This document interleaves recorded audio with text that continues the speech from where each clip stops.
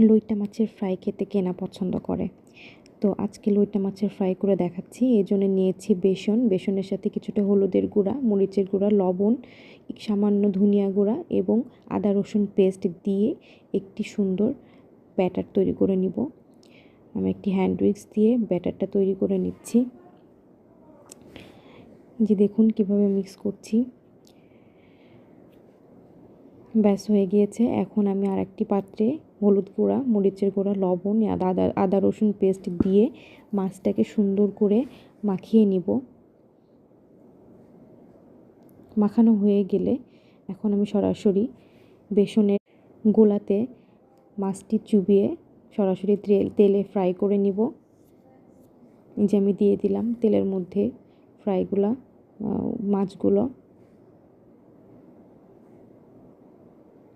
মাছগুলো এখন উল্টিয়ে নিচ্ছি।